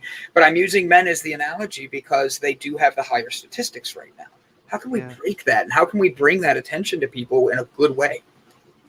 Look, culture is the air that we breathe around us. It's the messages that are telegraphed to men and women and people of all genders, how they are supposed to be in society, who they're supposed to love, what they're supposed to say, how they're supposed to dress, the things that they're supposed to study or work at that give them value. What if we were all, each of us, just to shift that a little bit and realize that people have value just because they're people? That it doesn't matter what condition they have or who they love or how they dress or what job they have or education they have. They're just people, that we should respect people because they're people. And I think that when we make that general shift in our own consciousness to move away from judging people, to move away from telling them how they should be to make me feel more comfortable, that they should behave in a way that makes me comfortable. That's putting myself on a bit of a pedestal, right? When in fact, I can be uncomfortable, that's okay, and I can learn. And why I say that is because that's what creates the space, the acceptance that people need to be themselves and to work through these issues. That we tell men all the time, either directly or not, that it's not okay to cry, that it's not okay to be emotional, that it's not okay to be a mess. I've cried on more stages and cameras and than I can count. It's like for a while, I was like, I'm just the guy that people put on TV to cry, I guess. And because that's just who I am. I wear my emotions on my sleeve. Sometimes it's sad. Sometimes it's kind of angry. But I think that's who we need to be. We need to be ourselves. And that's what would help men, I think, to realize that and women and anybody, that it's okay just to be yourself. And it's not always going to be pretty. It's going to be a mess sometimes. And that's okay too. I realize that sometimes I get upset because I'm too emotional. There's some things that just trigger me that like makes me too emotional and I can't talk. It's just tears and can't figure it out and everything. So I think that's a good point for people that aren't used to expressing their emotions and stuff in front of other people. But coming back to if after you've now picked up signs and everything, what can you do to help a teenager or anybody that if you picked up that they're suicidal, what can we do to help that person? Yeah, so I mean, the first thing that I always suggest to people is talk to them. You're going to do that little conversation, just watching bit, just to see what it is that's actually going on. Because there's kind of two possible routes there. One is that there actually is something going on. The other possible route is that there's actually something going on with you and you're projecting it into the situation. Not to get too psychoanalytic about it, but sometimes we see in the world that which we feel and are. So if you're really angry, it turns out everybody else is really angry and cranky. No, maybe you're just not in a good place. So there's that possibility. Now, that said, though, you're in a pretty good place. You're not projecting all your own stuff onto other situations. Maybe there really is something going on. Ask that person. You don't have to torture yourself about it. Just have a real conversation. And either they're going to deny it, and that means either there is nothing, or there is, and they just don't feel safe to say. That's okay too. That's super common. But what they're storing away when you asked authentically and vulnerably and out of a place of real caring was that, oh, that person actually does care. And people have memories. They store those little data points away so that eventually, ideally cumulatively, when you continue to express your caring, they will open up to you at some point. Or they disclose that they, in fact, are really struggling. Maybe they're even suicidal. One of the number one reasons that people have told me that they don't reach out to others if they fear that they're suicidal is that, what if they say yes? Then what do I do? Well, then you get somebody in place who can help. And there's a few ways you can do that. If the person is willing, they can, and if there's not too much risk present, in other words, I mean, they're not using substances, they don't have access immediately to means with which they can end their lives. There's a number of risk factors at play. But if you're able to get them to a doctor on their own, to talk to their doctor on their own, that's the best way. at the end of the line, if I've driven people to the hospital myself and I've waited there with them myself because they want somebody there with them, understandably.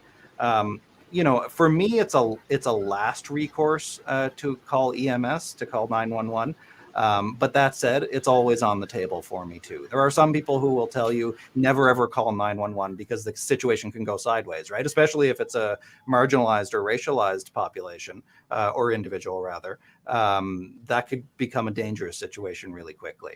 But that said, I think you can come into those situations with a bit of knowledge of informing 911, that this person isn't a risk to anybody else. They're not going to hurt anybody. And I'm going to be here with them.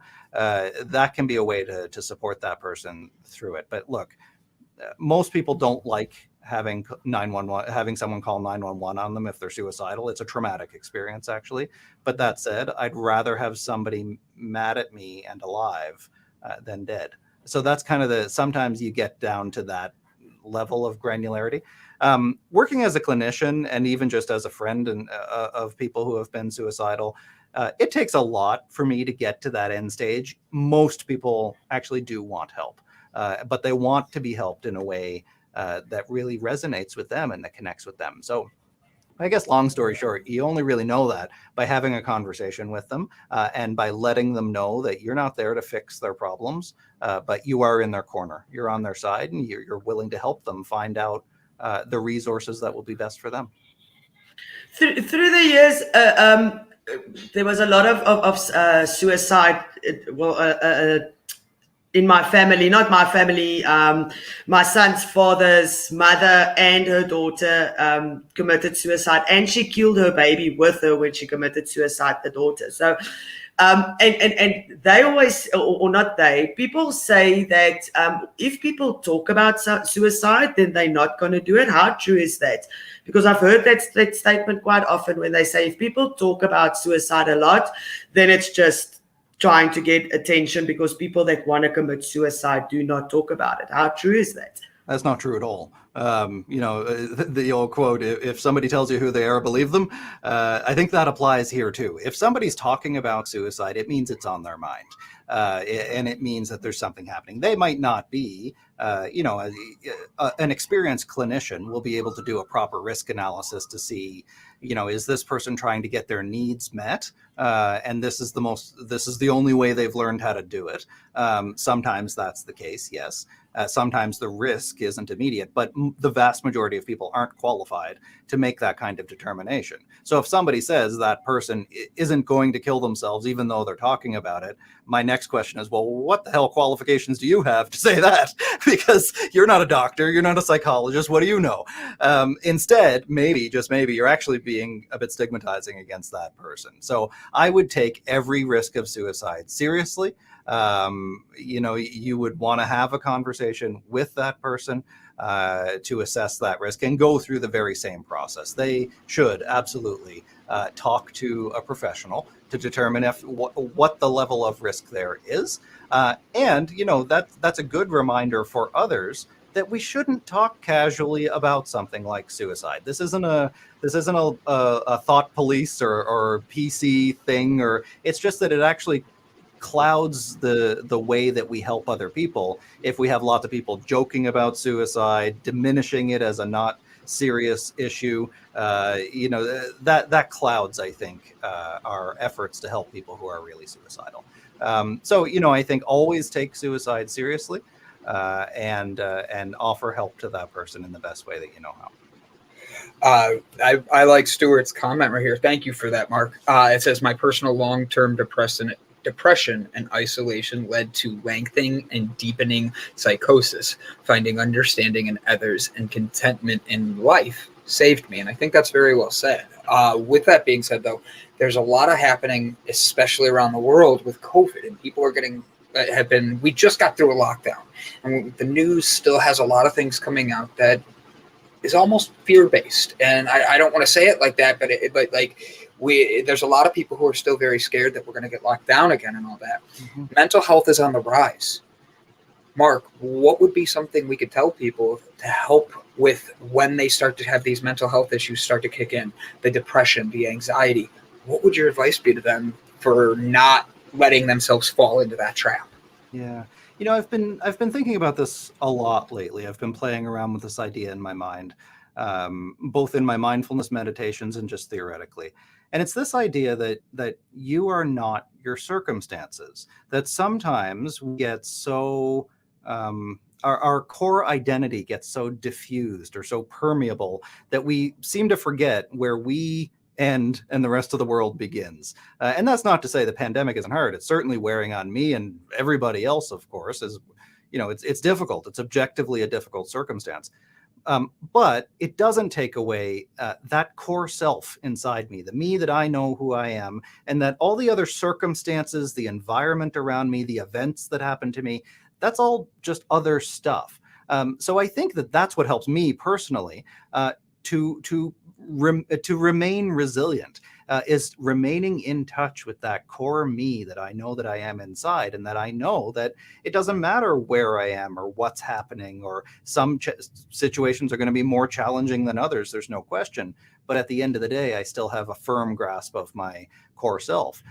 So I think that's actually a helpful outlook to have for social media in particular, or traditional media. If something isn't serving you, if it's not making you happy and making you a better person, then why are you doing it? If you're scrolling through Facebook and you're miserable, as research suggests, the more you use Facebook, it could be a cause or effect, we're not sure, but the more you use Facebook, the more depressed you're probably going to be. So then if you're scrolling through Facebook and you're into like 4 hours of it and you realize you're really not feeling very happy, make that connection. Oh, is something I'm doing not helping? And then stop doing that thing that's not helping. That I'm making it overly basic, of course, but I think in some ways we need to, in order to get some clarity in our life. There are things that are helping you in your life right now, and there are things that are not. And there are some things that are easy to fix, and there's some things that are more challenging. But I think it helps to kind of run through that inventory and have a better sense of what you need in your life, what you don't need in your life, and maybe what you should try to get into your life to make it better.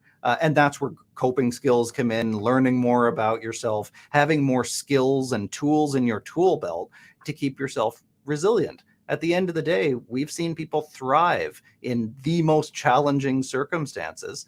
And there's nothing, I would argue, genetically or neurologically different about thrivers versus people who are struggling. I think that they've been able to practice and unlock a way of being that is accessible to everybody.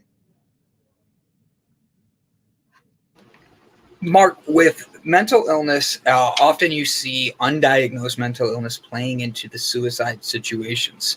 Is it important for anyone thinking of suicide to be fully evaluated? Oh, I think so, because that's true. First of all, we know that rates of mental illness are staggeringly high. More than 20% of people, 20 to 25% of people in any given year are experiencing a mental health problem or illness, but the numbers are almost certainly higher than that.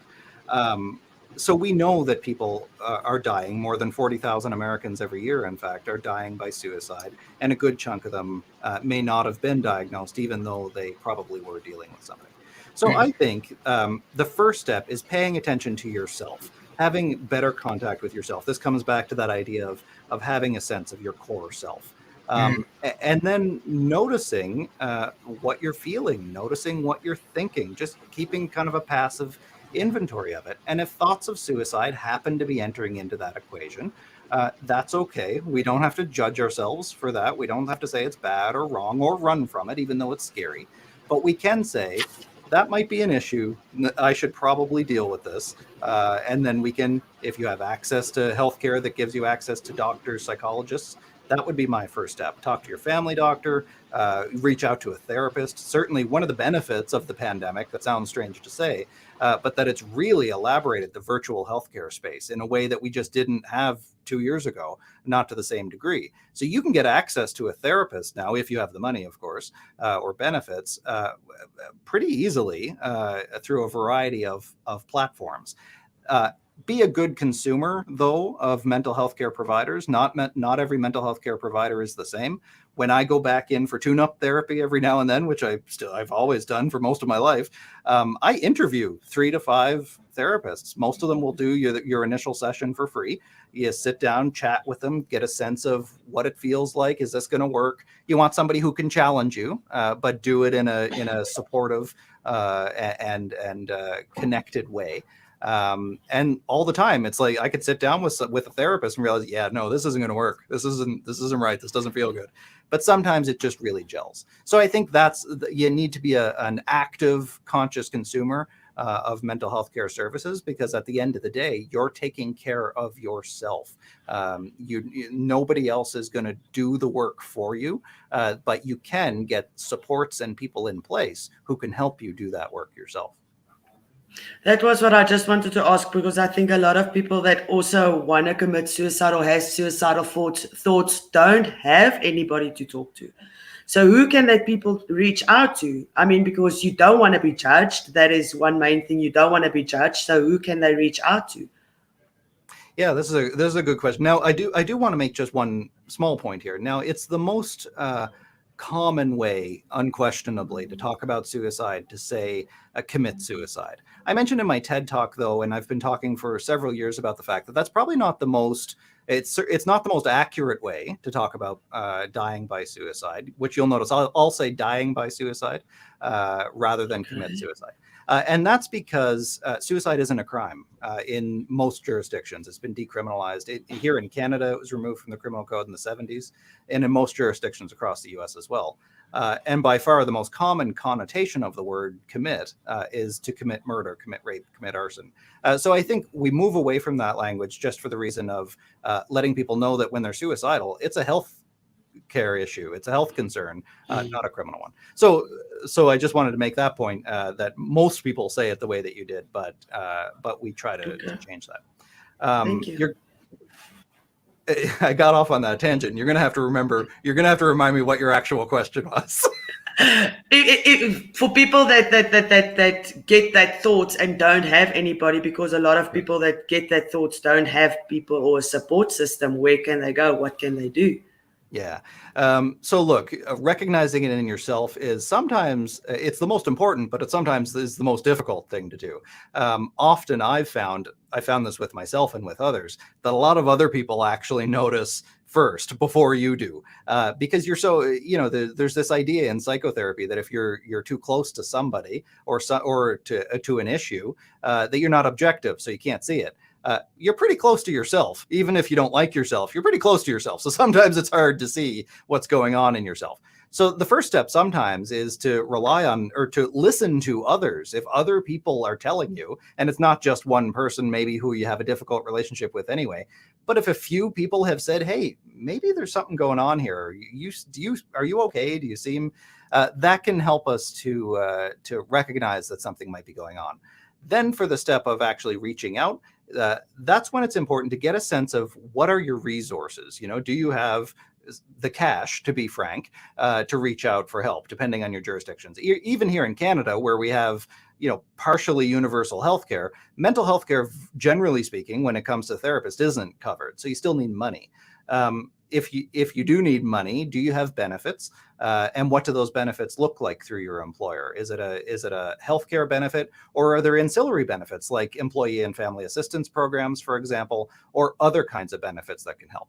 If the answer to those questions is all no, I don't have any money and I don't have any benefits, then there are community mental health organizations that it's worth connecting with. So, for example, in the States, Mental Health America or NAMI, the National Alliance of Mental Illness, and a number of others. Here in Canada, the Canadian Mental Health Association is one of the biggest. Over in the UK, Mind UK certainly is a one that I'm a big fan of. And these organizations exist all over the world, in fact. So find out who the community mental health organizations are in your area, because they will know your community best, generally speaking. And connect with them, ask some questions about what resources are available for somebody with limited or no means. And very often there will be peer support workers, there will be community clinics and walk-in clinics. You'll have access to community-funded mental health resources. The wait times can often be very long for these kinds of services. So make sure you have conversations about what other supports you can get in place, both professional and non-professional as well. Sometimes, I would never recommend this as a clinical intervention explicitly, but sometimes there's kind of a backdoor to recovery that isn't necessarily get medication, get therapy, and go through that traditional kind of process. Maybe it actually is doing other stuff that you enjoy. If you like yoga, if you exercise more, if you eat better, if you practice mindfulness, for example, there's good data to suggest that these things aren't going to cure your mental illness. Don't misrepresent that.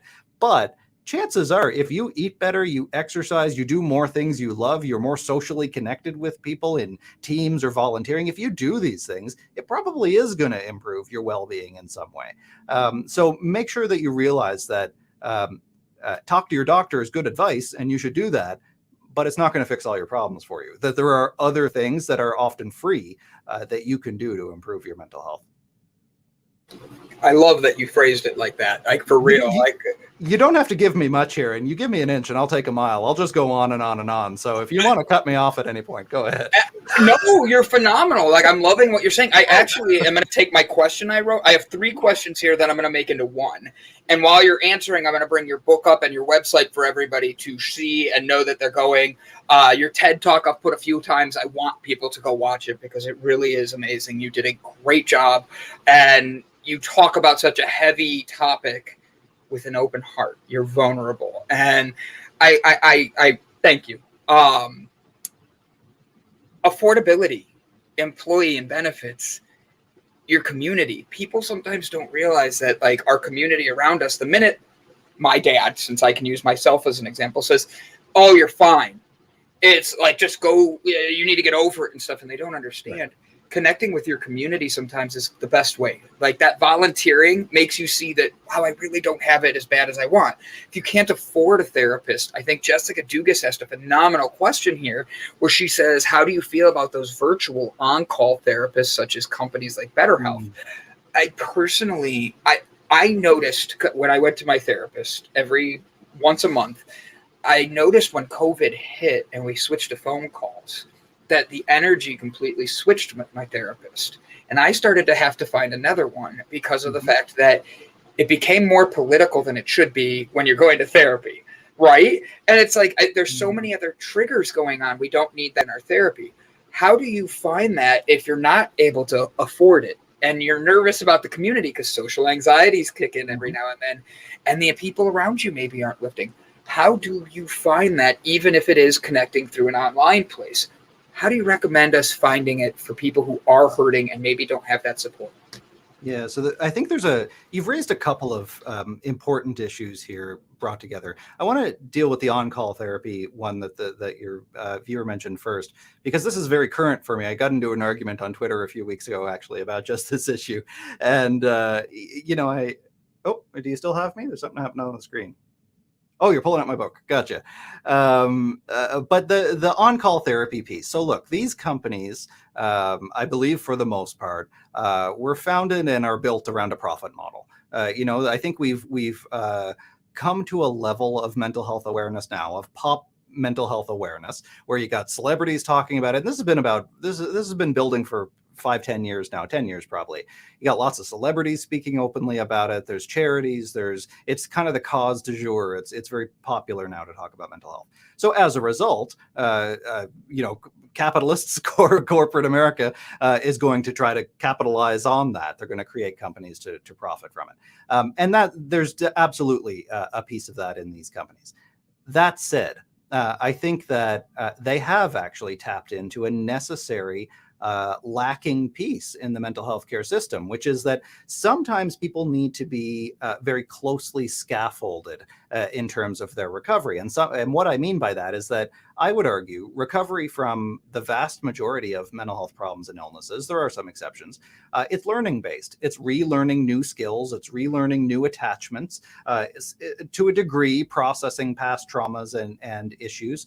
But I take a very cognitive behavioral therapy kind of approach, which is that we need to challenge some unhelpful thinking patterns and implement more more healthy ones and constructive ones that serve us and help us more. I think that there's a role for on-call therapy in there, because if you don't, as Barack Obama used to say, you can't pull yourself up by your own bootstraps if you don't have any bootstraps. So in other words, I apply that here in that if you don't have the skills that you need at the most basic level to better manage your emotions, then you're going to need some pretty close help. Maybe to the degree of I am having an extreme emotional reaction right now. I don't know what to do. I need to call a therapist right away. That's okay in my mind. I think that's a good thing. Where I think these types of companies and these services need to do better, one, on the corporate side, we're never, of course, going to get rid of the corporate stuff, but data collection is a real concern. I've seen reports that some of these companies are collecting people's private personal healthcare data and then capitalizing on it, using it for profit means, selling it, all sorts of stuff. So that's an absolute concern that needs to be addressed. Quality control needs to be addressed. And this is partly needs to be done by the company. I think they hold the primary role of it, but also the consumer as well. Not all therapists are created the same. It's generally an unregulated profession in many jurisdictions, or they're evolving their regulation around what it means to be a psychotherapist in many jurisdictions. Many people practice types of psychotherapy that aren't evidence-based. And they think they're helping, and they might actually be helping a few people. But I'm a very evidence-based person. Show me the data that this actually works, not just going. And it's kind of funny because therapy is in a lot of ways all about how you're feeling, but don't just go by how it feels. We need to know that these methods actually work. And there are evidence-based psychotherapies that do work for people. So I think that's a piece of it too, is quality, making sure you're getting a good quality therapist. And then the personal connection piece is really vital. We see that across all forms of psychotherapy. Really, it depends on that patient-client or client-practitioner relationship that is really key. So I think all of those issues need to be considered when looking at the on-demand therapy piece. I think it's also useful, especially when people of limited means are trying to access a therapist, to know that, that old model of come see me once a week or twice a week, or if you're talking to a Freudian 3 times a week, and pay me $200 an hour to talk about your childhood. Maybe that's probably not the most helpful for everybody. That might be helpful for some people. I've done some, inner work analysis, sure. But most people respond pretty well to pretty manualized treatments that get in there, figure out what the problem is, and give them some skills to deal with it. Even short-term psychotherapy has shown great data, walk-in clinics, even some single session. There's fascinating research out of Oxford and elsewhere to show that a single session of psychotherapy focused on your anxiety measurably changes your brain. Of course it does. Everything that you learn changes your brain. So I think that this is where the data becomes your friend, to realize that there are many, many different routes to recovery, and that you just got to try a bunch of them. And, sometimes people will say, I've tried everything. I guarantee you have not tried everything. And for the sheer fact alone that there are as many different types of therapy as there are therapists, which is a lot.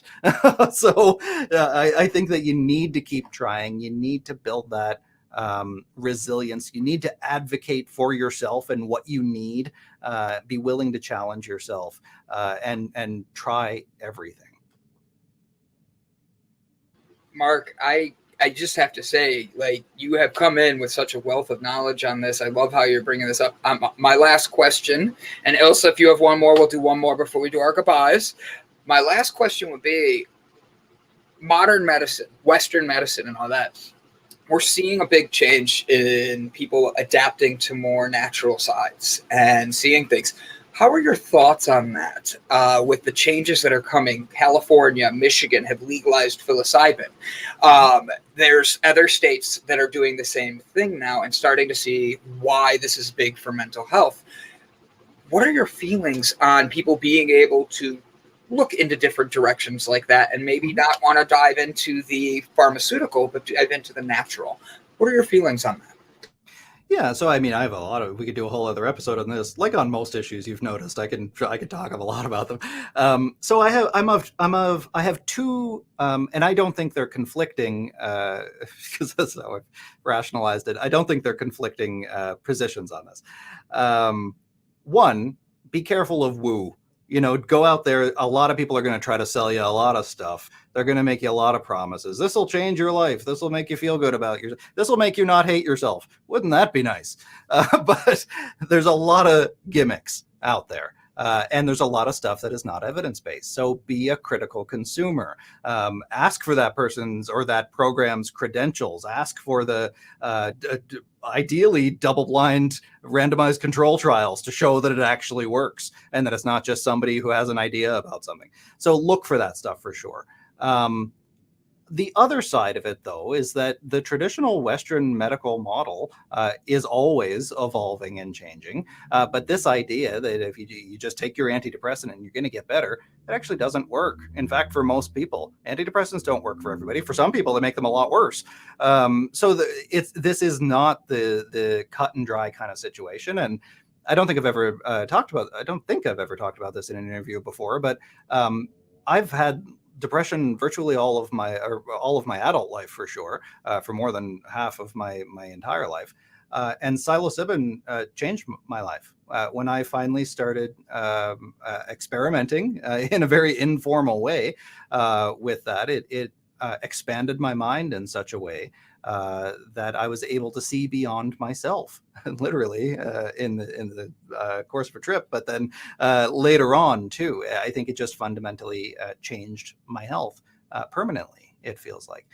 So I would never recommend a specific course of treatment to anybody, but I do take a very non-judgmental approach that if you're doing something and it works for you, and it's not hurting anybody else, and you're also being honest with yourself. You're not actually hurting yourself, but you've spun it into a way that, well, maybe you just really like it and it's not helping you. I think that's important to consider that too.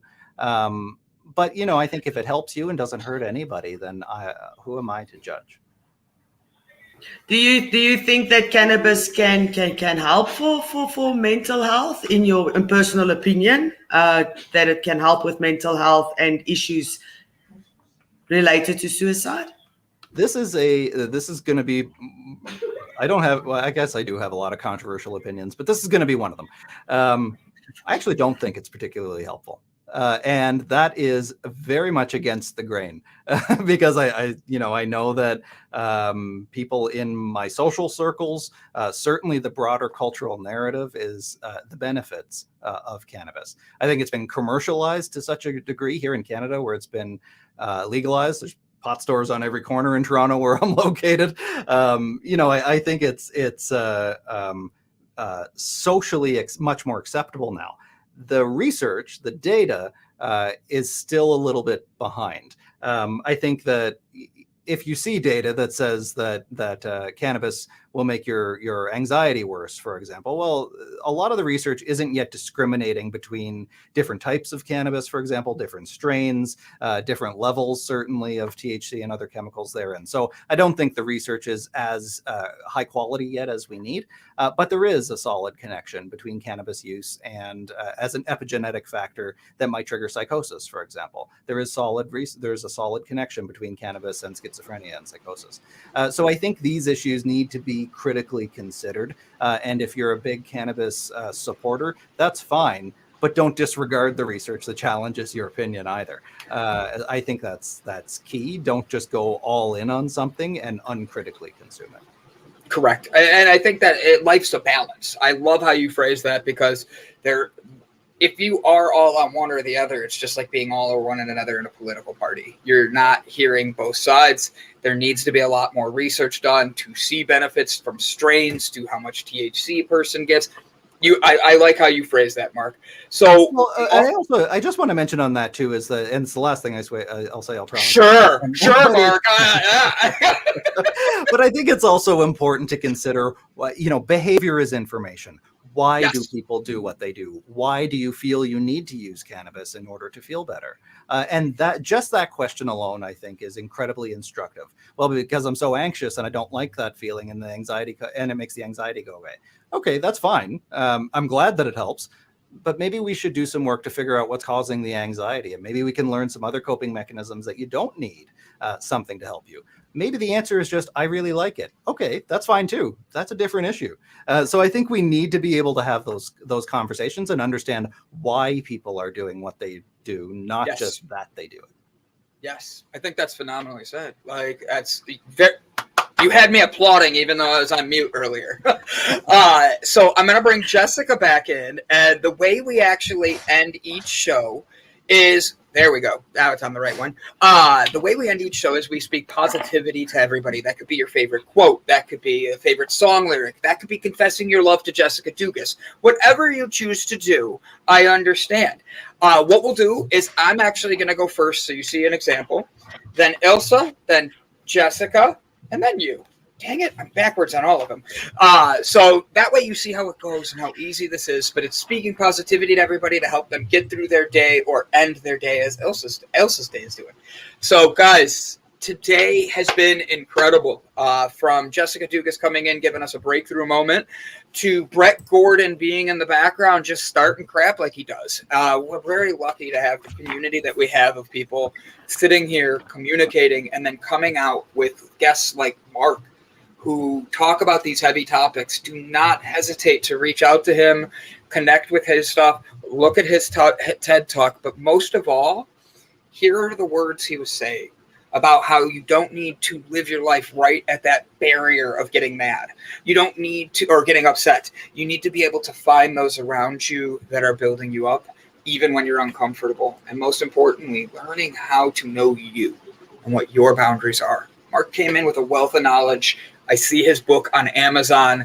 I'm going to literally go on and look at it, / buy it right away. I have to look at the bank account first, but I'm going to make sure I can go get it. And from there, guys, take a moment for yourself today. Look in and make sure you're giving yourself everything you need. Thanks for joining us. Today was a rough day. Some emotions, some good talks about suicide, people that have problems, don't have anybody to talk to. I just want to say, if you feel like that, reach out. Someone will listen.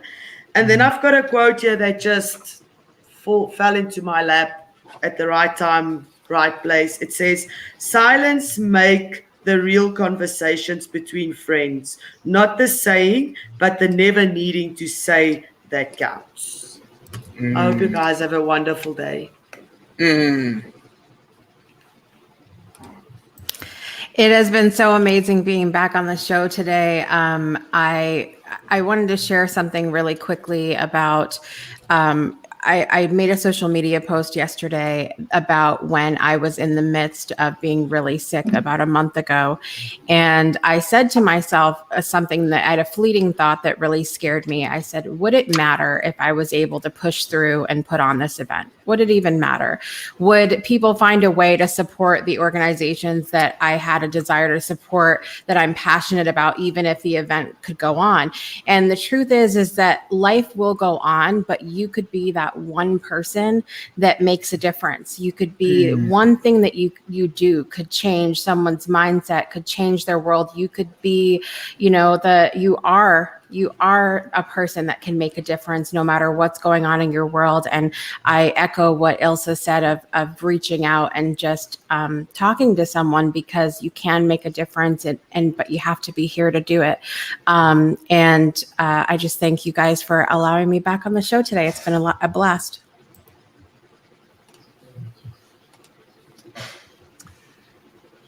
Thank you all so much for listening to this, for having this conversation. It was really such a valuable conversation for me, I think more than anybody, to be able to have this conversation with you. I want people to know that if you're struggling with thoughts of suicide, if you're an attempter, for sure, if you've lost a loved one to suicide, you need to know that these experiences will contribute to defining you. that these are defining experiences. They don't, however, predict your future. That you can use this life experience and build something really beautiful out of it. This isn't a death sentence, this idea that you want to die, believe it or not. I've now used for more than 20 years, I've been using my struggle to build a purpose. Don't wait for somebody to hand you your purpose, build that purpose. And I'm reminded of a quote by Viktor Frankl. It's one of my favorite quotes, actually. He says, between stimulus and response, there's a space. And in that space is your power to choose your response. And your response is your growth and your freedom. And I love that because it shows us that we have more power than we think that we have, if only we separate out our reactions from our responses to those reactions. So I hope that you take a mindful moment in between those reactions to really give some thought to what you can do with it next. And there's always a next step. God, this was a great episode. Guys, don't forget tonight, so one thing Mark doesn't know is we have a show at night that we do at 6 p.m. Tonight, we actually are doing the movie Brian's Song. And it's a classic movie, but we're actually take these movies and add a tool for people to build their best tool belt. So guys, don't forget to join us tonight, having a conversation about Brian's Song. And then after that, we have our Throwback Thursday with Jessica Dugas doing our 80s dance routines. I've already got my leotard ready. I've got my knee highs ready. I'm ready, Jess. It's going to be a fun one. So Mark, thank you so much for coming on, not just being vulnerable, but opening the door for so many other people to see strength in such a heavy topic. So guys, give him a follow, give him some love, and thank you for being here today. Thank you.